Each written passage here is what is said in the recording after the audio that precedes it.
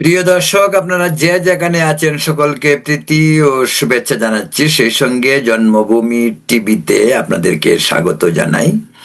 আজকে আলোচনায় আনতে চাচ্ছি একটি বিষয়, সেটা হলো যে বাংলাদেশের রাজনীতি আমাদেরকে পিছু ছাড়েনি।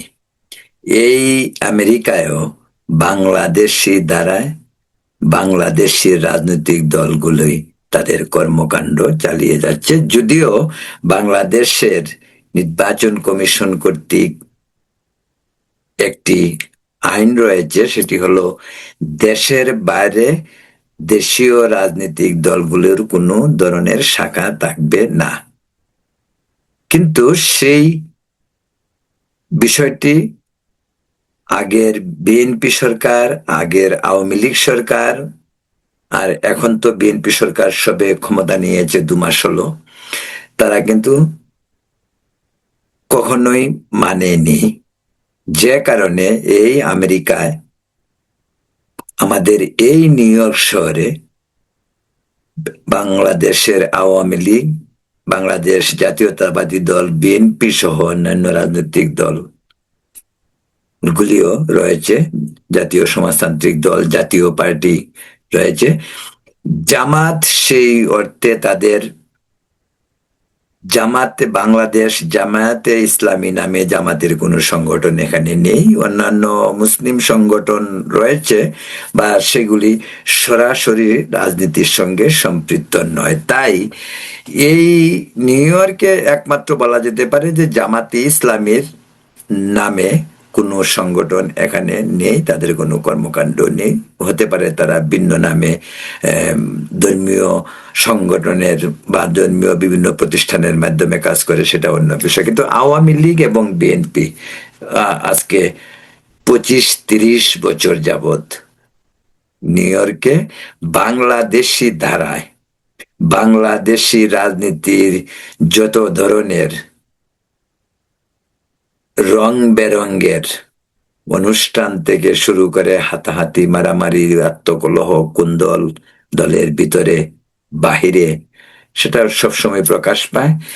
দলের কেন্দ্র এখানে কি হয়, কেন এখানে যেটা হয় সেটা হলো যে কেন্দ্রীয় নেতারা আসেন, তারা আসলে এখানে একটা অনুষ্ঠানের আয়োজন করা হয়। সেই অনুষ্ঠানে কেন্দ্রীয় নেতারা মানে ইসে করেন। অনেক সময় কেন্দ্রীয় নেতাদের ইন্ধনেই দলের ভিতরে কোন কোন দলটা হয়, দ্বিধা বিভক্তি হয়, সেটা পরে আসছে। যেমন এখানে দেশের স্টাইলে যখন আওয়ামী লীগ যখন ক্ষমতায় ছিল, বিএনপি সেখানে আওয়ামী লীগের বিরুদ্ধে বা সরকার বিরোধী বিভিন্ন ধরনের কর্মকাণ্ড এখানে দেশের মতোই এখানে চালাইতো, বরং দেশের চেয়েও এখানে বেশি ছিল। এই কারণে তখন দেশে যা বিএনপি শেখ হাসিনা সরকারের আমলে করতে পারেনি, তা কিন্তু নিউ ইয়র্কে তা করতে পেরেছে। বা আমার জাতিসংঘে যখন প্রধানমন্ত্রী আসে সেপ্টেম্বর মাসে, প্রতি বছরই একবার জাতিসংঘের সাধারণ অধিবেশন হয়, সেখানে বাংলাদেশে যখনই যে প্রধানমন্ত্রী থাকুক তিনি আসেন। এর আগে খালেদা জিয়া আসছেন, শেখ হাসিনা প্রতিবারই আসছেন। এবং শেখ হাসিনা যখন আসতেন তখন বিএনপি মানে বিক্ষোভ করত, আওয়ামী লীগ আনন্দ মিছিল করত। বা শেখ খালেদা জিয়া যখন আসছে তখন আওয়ামী লীগ জাতিসংঘের সামনে বিক্ষোভ প্রদর্শন করত, আবার বিএনপি আনন্দ উৎসব করত। এই ধরনের একটি ধারাই চলে আসছে আগে থেকেই।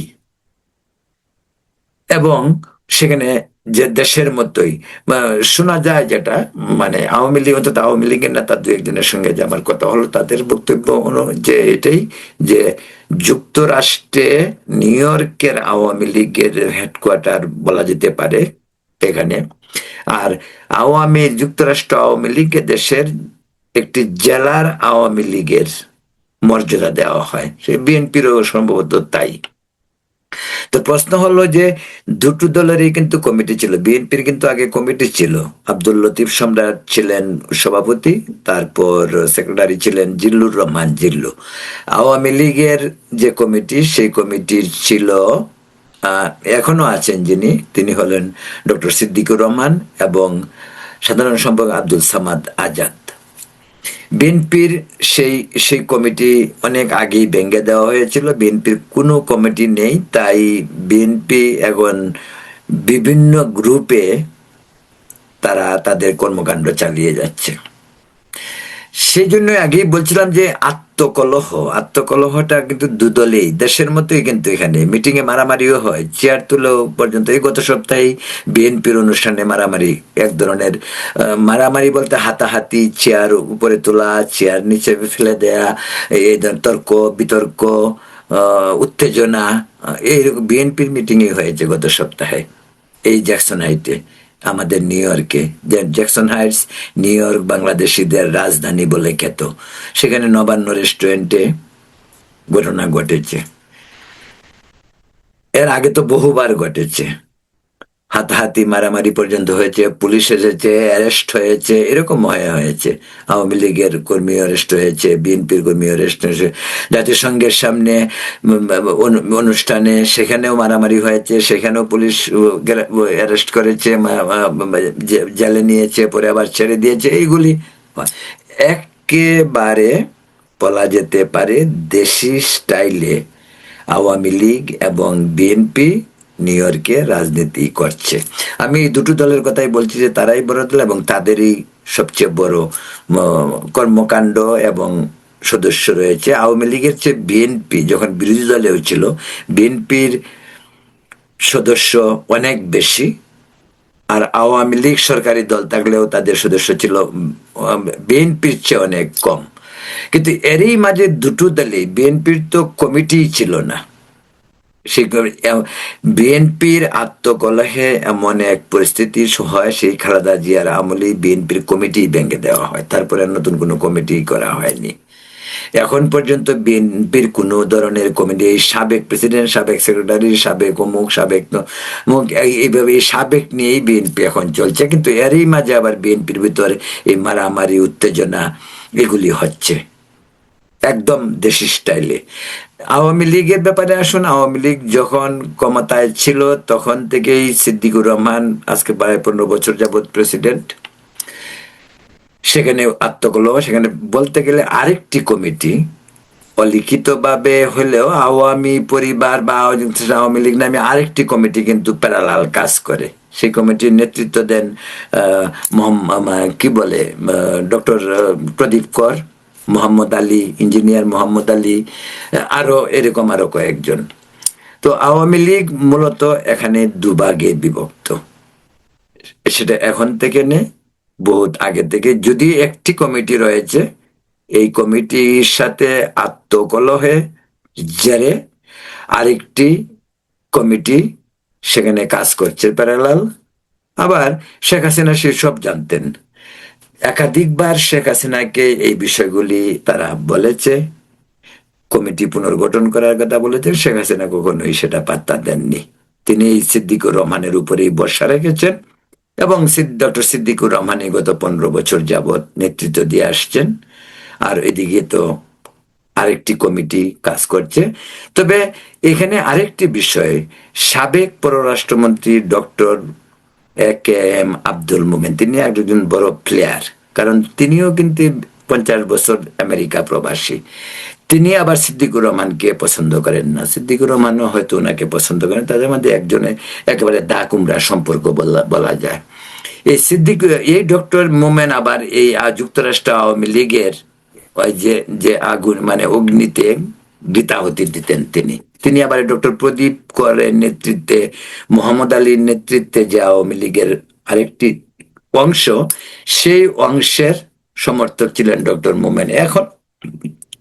এখনো ডক্টর মোমেন বিভিন্ন অনুষ্ঠানে, তিনি তো এতদিন আত্মগোপন করেছিলেন আমেরিকাতে, দেশে যাননি, কিন্তু তিনি বলছেন এখন দেশে গিয়েছিলেন, আসলে তিনি দেশে যাননি, মিথ্যাচার করছেন। যাই হোক, আওয়ামী 1 বছর আত্মগোপনে থেকে তিনি বেরিয়ে আসছেন, এসে এখন তিনি বেশ বোকাল, কথাবার্তা বলেন ইউটিউব চ্যানেলে, টেলিভিশনে, মিথ্যাচার, অনর্গল মিথ্যাচার করছেন। আত্মকলহ যেখানে আওয়ামী লীগের ভিতরে, সেখানেই তিনি আবার ঘি ঢালছেন। এবং তিনি এই যুক্তরাষ্ট্র আওয়ামী লীগের এই গেমে একজন নেপথ্যের যে প্লেয়ার, সেটা কিন্তু শেখ হাসিনাও জানতো। তার কারণে বরং আওয়ামী লীগ আরো বেশি করে এখানে বিভক্ত ছিল।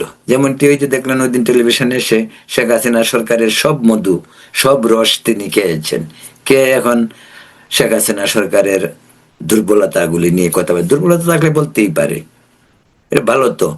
একজন যদি অকপটে তার সত্য কথাগুলি বলে, ভালো, সাধুবাদ দেওয়া যেতে পারে। কিন্তু তিনি যা বলছেন তার তো তার উপরই পড়ে। চামচামির কথা বলছেন, চামচামি তিনি চামচামি করতে করতেই তো ওই পর্যন্ত গিয়েছিলেন।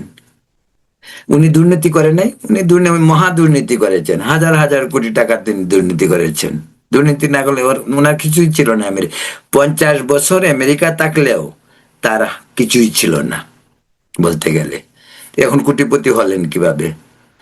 তিনি যে আরেকজনের স্ত্রীর সঙ্গে পরকীয়া করে বিয়ে করলেন, আর আগের বউকে তিনি ডিভোর্স দিলেন। তো উনি এখন, ওনার তো পয়সাও ছিল না, এখন পয়সা আসলো কোত্থেকে? শত শত কোটি টাকা। যাই হোক, মুভমেন্ট নিয়ে আজকে এই প্রসঙ্গে এখানে কথা না, অনেক কথাই বলা হয়েছে। যেটা বলছিলাম যে যুক্তরাষ্ট্রের আওয়ামী লীগ এবং বিএনপি যেভাবে দেশি স্টাইলে কর্মকাণ্ড চালাচ্ছে তা কিন্তু আমেরিকান আইনেও কিন্তু ইলিগ্যাল, বৈধ না। আমেরিকান আইনে অন্য কোনো দেশের রাজনীতি আমেরিকান টেরিটরিতে নিষিদ্ধ। কিন্তু বলতে পারেন যে ওরা কিভাবে করছে? ওরা করছে অনেক সময় কমিউনিটি অ্যাফেয়ার্সে অনেক কিছু করে, ওরা অন্ত কোনো খবরও রাখে না। আর খবর রাখলেও তারা মনে করে যে ঠিক আছে, ওরা করতেছে, করতে থাকুক। এরা ইগনোর করে জিনিসটাকে, যে এটা তো আমাদের জন্য হার্মফুল হচ্ছে না।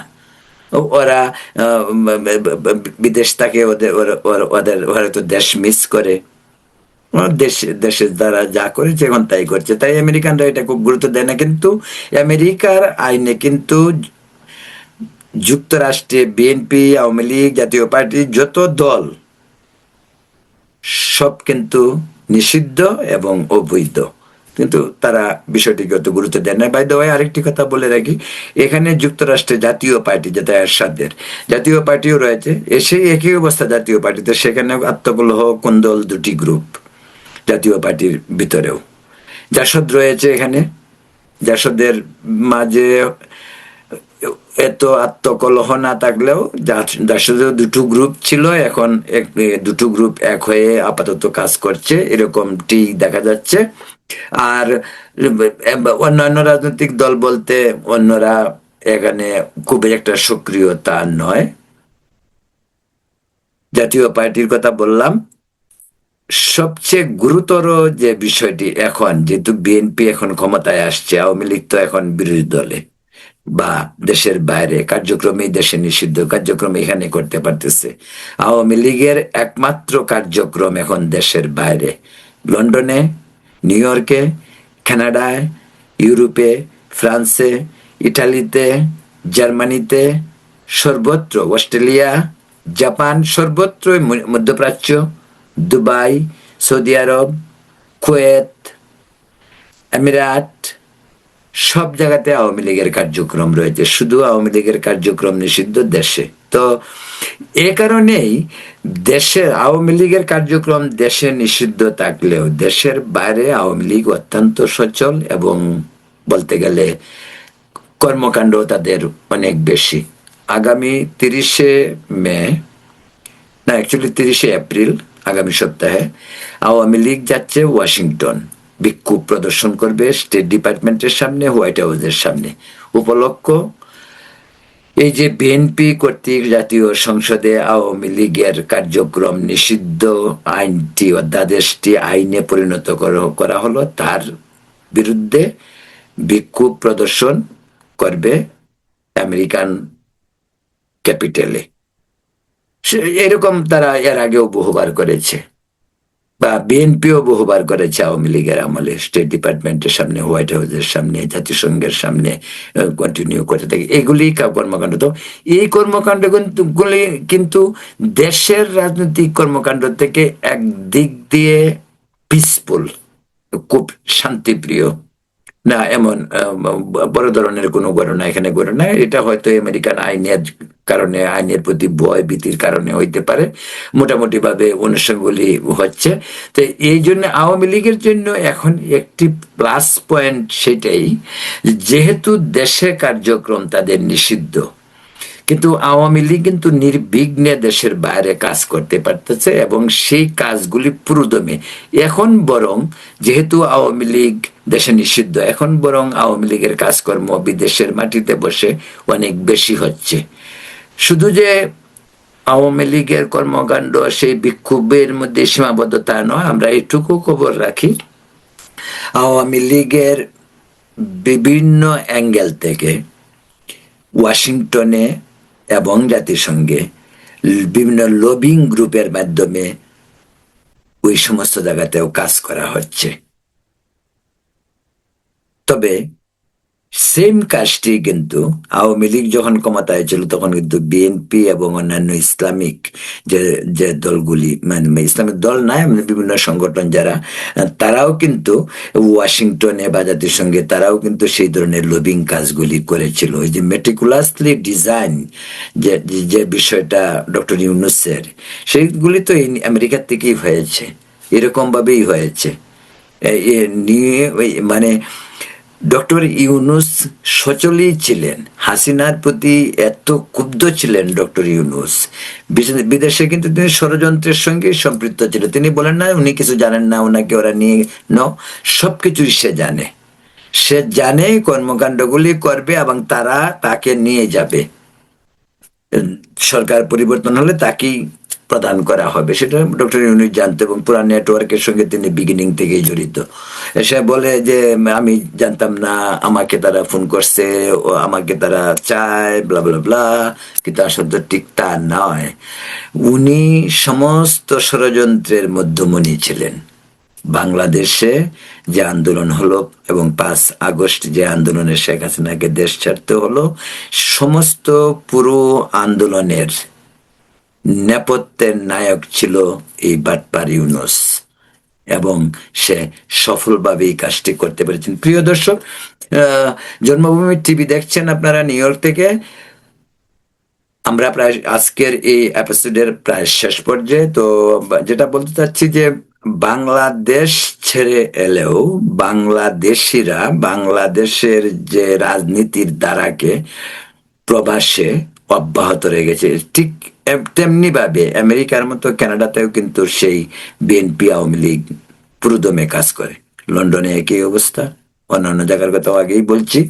তো সর্বশেষ যেটুক জানা যায় সেটা হলো আত্মকলহে জর্জরিত বিএনপি, তেমনি আত্মকলহে জর্জরিত আওয়ামী লীগ। তারপরেও আওয়ামী লীগ আর বিএনপির কাজকর্ম এই প্রবাসের মাটিতে ব্যাপক উৎসাহ উদ্দীপনায় চলছে।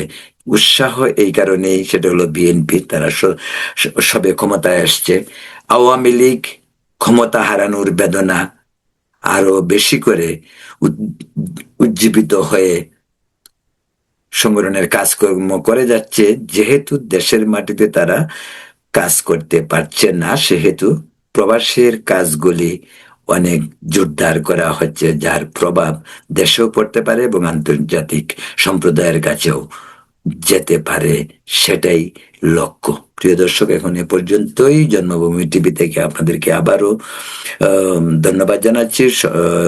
চ্যানেলটি সাবস্ক্রাইব করবেন। ভালো থাকবেন। শুভরাত্রি।